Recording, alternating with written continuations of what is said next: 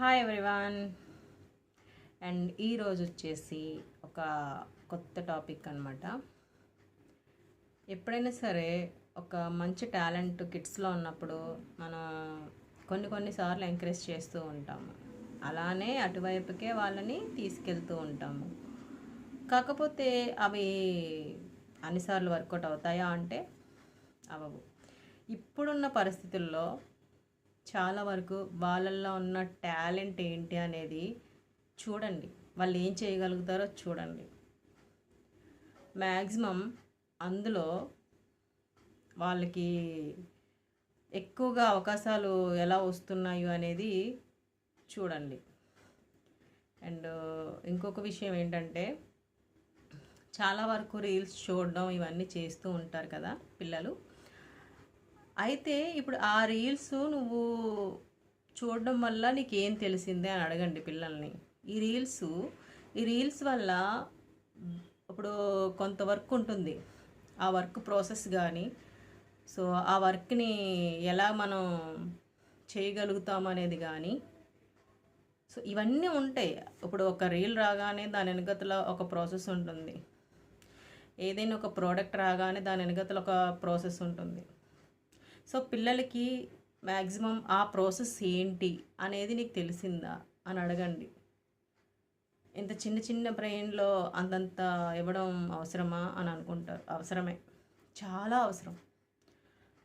వాళ్ళు ఏదైతే చూస్తున్నారో దాని వెనకతల ఎలాంటి వర్క్ ఉంది, ఆ విధానాన్ని ఎలాగా చేయగలిగారు, అవన్నీ వాళ్ళకి నేర్పించండి. వాళ్ళకి జస్ట్ ఒక అవగాహన రావాలి, ఆ అవగాహన అనేది కల్పించండి. అలా కాకుండా అలానే వదిలేస్తే కష్టమవుతుంది అన్నమాట.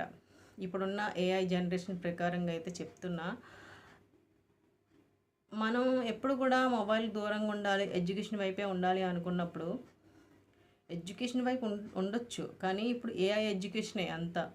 సో అలాగని మొబైల్ దూరం చేసేస్తే వాళ్ళు ఏఐ నేర్చుకున్నప్పటికీ వాళ్ళు మళ్ళీ బేసిక్స్ నుంచి అన్నీ తీసుకుని రావాలంటే కష్టమవుతుంది.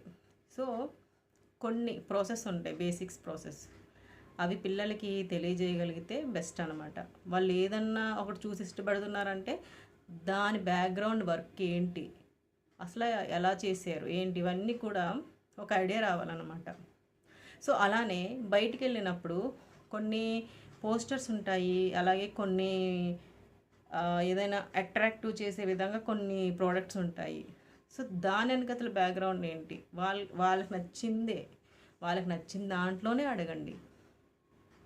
అప్పుడు వాళ్ళకి ఏదైతే నచ్చుతుందో దాని వెనకతల ఈ ప్రాసెస్ ఏంటి, ఈ ప్రాసెస్ ఎలా జరిగింది, సో అప్పుడు ఏంటి వాళ్ళకి